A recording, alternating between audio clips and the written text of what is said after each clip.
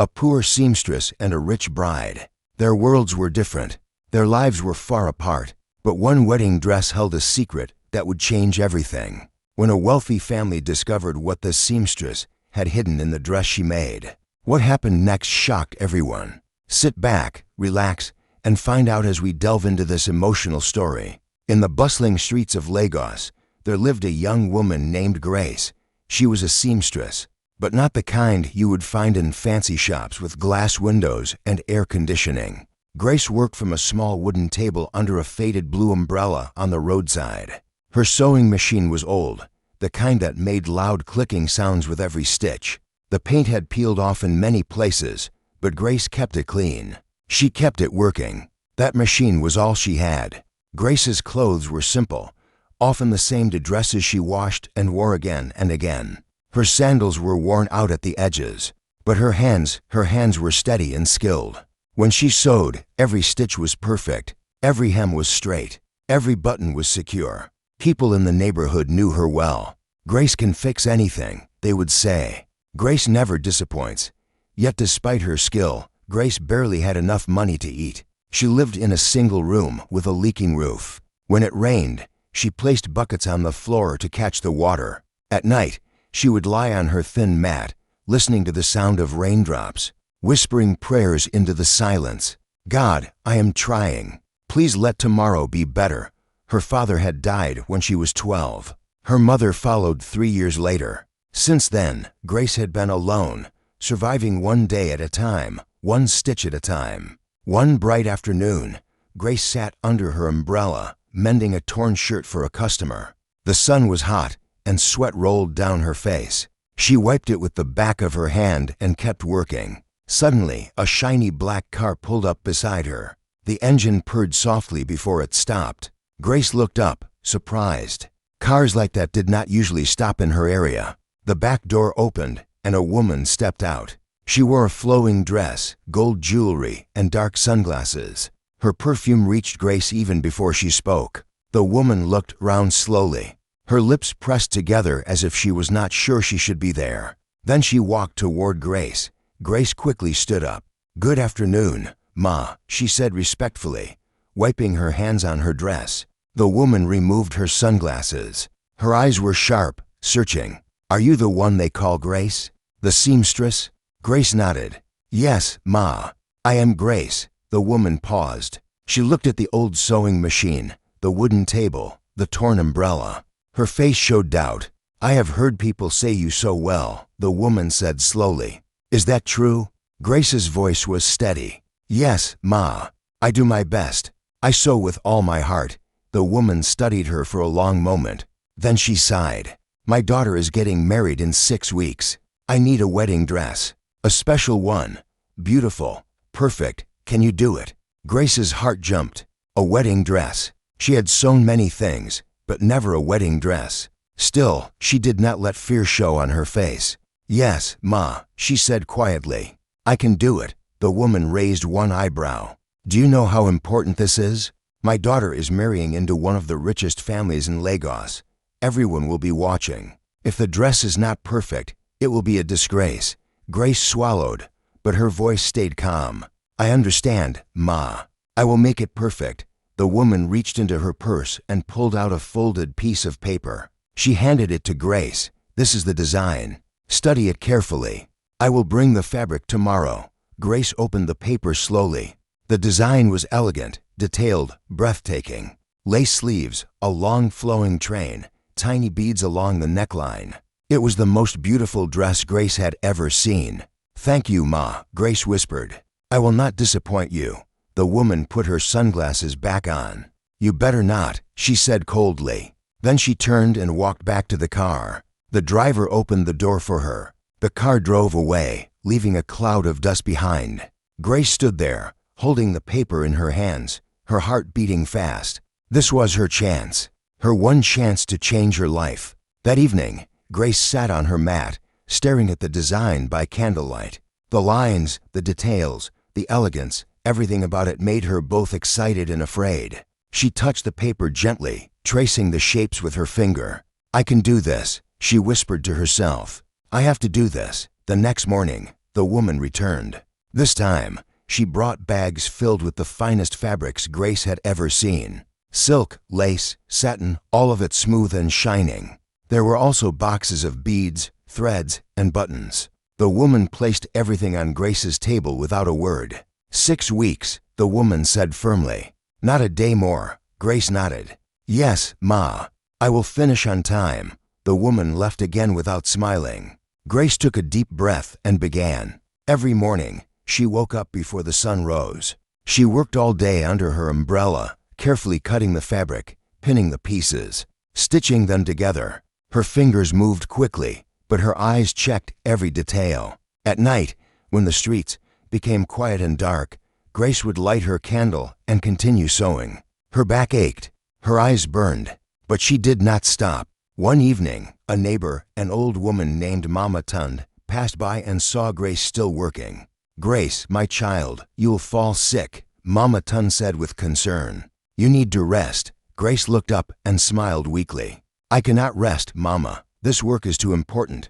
Mama Tund shook her head slowly. What is so important that you forget your own health? Grace's voice was quiet but firm. This dress can change my life, Mama. If I do this well, maybe I will finally have enough. Mama Tund's face softened. She reached out and touched Grace's shoulder gently. Then I will pray for you, my daughter. May God guide your hands. Grace's eyes became wet, but she blinked the tears away. Thank you, Mama. Days turned into weeks. The dress began to take shape. The bodice fit perfectly. The sleeves were delicate and beautiful. The train flowed like water. Grace sewed tiny beads along the neckline. One by one, hundreds of them. Her fingers bled sometimes from the needle pricks, but she wiped the blood away and kept going. She barely ate. She barely slept. All she could think about was the dress. Then, one quiet night, something changed inside Grace. She sat alone in her room, holding the dress in her lap. It was almost finished, almost perfect, but as she looked at it, tears began to fall from her eyes. She thought about her life, about her parents, about all the years she had struggled alone. She thought about the woman who hired her, how she looked at Grace with doubt, how she spoke to her with coldness. Grace whispered into the silence, "No one sees me. No one knows my name. After this dress is done, I will be forgotten again." Her chest felt heavy. She placed her hand over her heart. Then, slowly, an idea came to her. She reached for a small piece of white fabric left over from the dress. She picked up her needle and thread. With careful, tiny stitches, she began to sew words onto the fabric. Words from her heart. Words no one would see. When she finished, she folded the small piece of fabric and sewed it secretly into the inner lining of the dress. Near the waist, where no one would notice, she pressed it gently with her hand. Now, she whispered, a part of me will always be there. The 6 weeks passed. On the final day, the woman's car arrived. This time, the woman came with her daughter, the bride. The bride was young, beautiful, with smooth skin and bright eyes. She wore expensive clothes and carried herself like someone who had never known struggle. Grace stood up as they approached. She had folded the dress carefully and placed it in a clean bag. The woman looked at Grace. Is it ready? Grace nodded. Yes, Ma. It is ready. The woman gestured to her daughter. Show her. Grace gently pulled the dress from the bag. The moment the sunlight touched the fabric, it seemed to glow. The silk shimmered. The beads sparkled. The lace looked like art. The bride gasped softly. Her eyes widened. She reached out slowly and touched the dress. It is beautiful, she whispered. The woman stepped closer, inspecting every inch. She checked the stitches, the beads, the seams. Her face remained serious. Grace held her breath. Finally, the woman looked up. It is acceptable, she said flatly. Grace's heart sank a little. Not a compliment, not a thank you, just acceptable. The woman reached into her purse and pulled out an envelope. She handed it to Grace. Here's your payment. Grace took the envelope with both hands. Thank you, Ma. The woman and her daughter turned to leave. But then the bride stopped. She looked back at Grace, and for a brief moment, their eyes met. The bride smiled, a small, genuine smile. Thank you, she said softly. It is the most beautiful dress I have ever seen. Grace's throat tightened. She nodded, unable to speak. Then they were gone. The wedding day arrived. It was held in one of the grandest hotels in Lagos. The hall was decorated with white flowers, golden ribbons, and crystal lights. Guests wore their finest clothes. There were politicians, businessmen, socialites, all gathered to witness the union of two wealthy families. The bride walked down the aisle in Grace's dress. Every eye turned to her. Whispers filled the room. "Look at that dress. It is stunning. Who made it?" The bride glowed with confidence. The groom stood at the altar, his face filled with awe. The ceremony was beautiful. After the vows, there was dancing, laughter, and celebration. The bride's mother stood proudly, accepting compliments from guests. "Your daughter looks like a queen," one woman said. "Where did you get that dress?" someone else asked. The mother smiled. "A designer," she said vaguely, not mentioning Grace's name. Meanwhile, far away, Grace sat under her umbrella, sewing a school uniform for a child. Her payment from the wedding dress had helped her buy food and pay rent for 2 months. But now, the money was almost gone. Life continued as before. No fame, no recognition. Just Grace and her sewing machine. Yet she did not feel bitter. She had given her best, and that was enough. 3 months passed. One afternoon, the bride, now a married woman named Helen, was at home. She was trying on the wedding dress again, remembering her special day. As she adjusted the waist, she felt something strange inside the lining. A small bump. Curious, she ran her fingers over it. There was something sewn inside. Helen frowned. She carefully found a seam and gently pulled it open. Inside was a small piece of folded fabric. She pulled it out slowly and unfolded it. Her eyes widened. Stitched onto the fabric in tiny, careful letters were words. Words that made her heart stop. "My name is Grace. I am a poor seamstress. I sewed this dress with all my heart, though I have never worn anything beautiful in my life. I do not know if anyone will ever know my name, but I want someone to know that I exist. I want someone to know that I tried. Whoever wears this dress, I pray you will be happy. I pray your life will be full of love. And I pray that one day, people like me will be seen." Helen's hands began to shake. Tears filled her eyes. She read the note again and again. She thought about the woman who made her dress, the woman she had barely noticed, the woman whose name she did not even know until now. Helen stood up quickly. She walked to the living room where her husband was reading. "David," she said, her voice urgent. He looked up. "What is wrong?" She handed him the note. "Read this." David read it slowly. His face changed. He looked at his wife. "Who is Grace?" Helen's voice cracked. "The woman who sewed my dress. I never asked her name. I never thanked her properly. I never even saw her as a person." She covered her mouth, crying softly. "I was so focused on my wedding, on looking perfect, I never thought about her life, about what she went through to make something so beautiful for me." David stood and held his wife gently. "Then we must find her." The next morning, Helen and David drove to the area where Helen's mother had found Grace. They asked around, showing people a picture of the dress, describing the seamstress. Finally, someone pointed down the street. "Grace, yes, she is there." Under the blue umbrella, they walked quickly, and there she was, Grace, sitting at her small table, sewing quietly. Helen's heart pounded. She walked closer. Grace looked up, and her eyes widened in surprise. She stood quickly. "Madam Helen," she said, confused. "Is something wrong with the dress?" Helen shook her head, tears already forming. "No, Grace, nothing is wrong." She reached out and took Grace's hands gently. "I came to say thank you. Truly thank you." Grace blinked, surprised. But you already paid me, Ma." Helen smiled through her tears. "You do not understand." She pulled out the small piece of fabric from her purse and showed it to Grace. Grace's face went pale. Her lips parted. She did not know what to say. Helen's voice was soft, full of emotion. "You wrote that no one sees you. But I see you now. I see you, Grace, and I am sorry I did not see you before." Grace's eyes filled with tears. Her lips trembled. I did not mean to. I just wanted to be remembered," Helen said gently. "And you will be. I promise you." David stepped forward. "Grace, we want to help you. You have a gift. You should not be sitting on the roadside. You should have a shop, a real place where people can find you, where your work can be seen." Grace shook her head, overwhelmed. I do not have money for that." David smiled. "We do." Within 2 months, everything changed. David and Helen rented a small shop for Grace in a busy area. They bought her a new sewing machine, shelves, fabric, everything she needed. They even hired a sign maker to paint her name above the door in bold letters. Grace's Creations.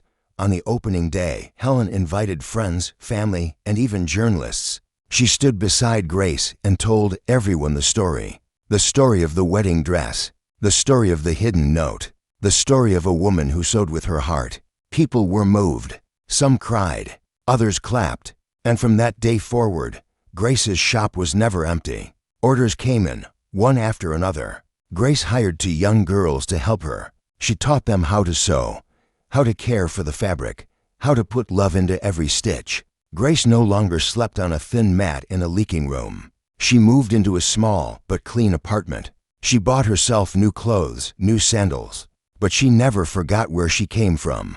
Every evening, before closing the shop, Grace would sit quietly and whisper a prayer of thanks. 1 year later, Helen gave birth to a baby girl. When the child was old enough to wear her first dress, Helen brought her to Grace's shop. "Grace," Helen said with a warm smile, "I want you to make her first dress." Grace's eyes shone. She took the baby gently into her arms. "It would be my honor," she whispered. Grace made the dress with the same care she gave to the wedding dress. Soft cotton, tiny flowers embroidered by hand, delicate and pure. When Helen saw it, she cried.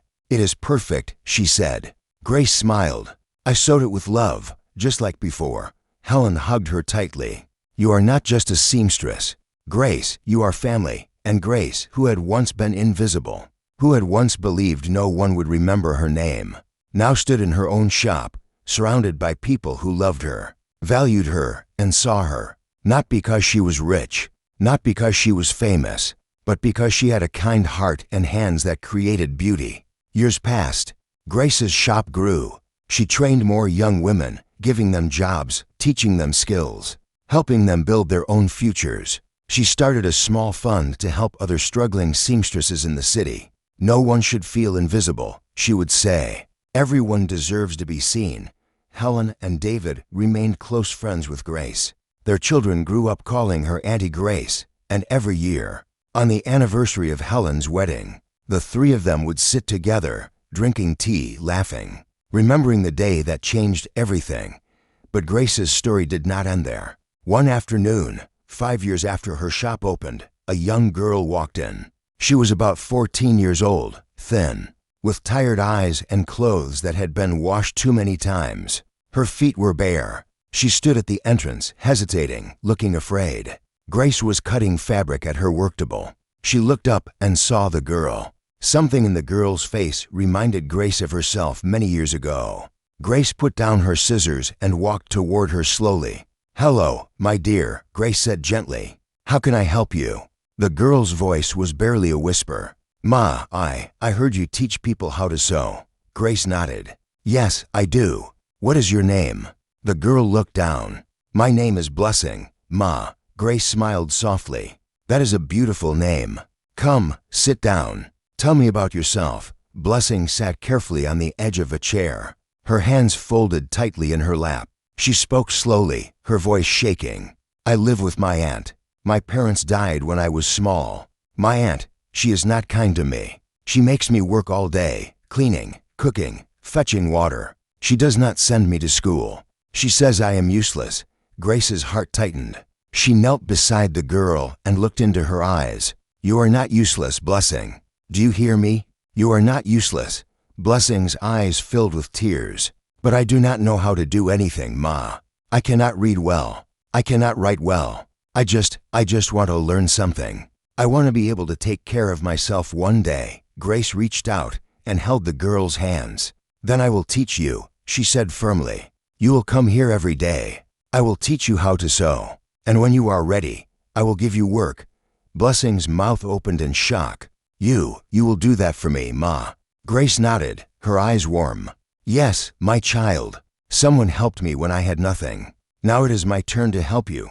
From that day forward, Blessing came to the shop every morning. Grace taught her how to thread a needle, how to make straight stitches, how to measure fabric. At first, Blessing's hands were clumsy. She pricked her fingers many times. She made mistakes, but Grace was patient.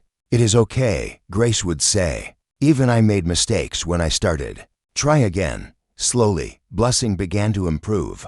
Her stitches became neater. Her hands became steadier. And something else changed too. The sadness in her eyes began to fade. She started to smile. She started to laugh. One evening, after everyone had left, Grace called Blessing to sit with her. "Blessing, I want to tell you something," Grace said softly. "When I was young, I was alone, just like you.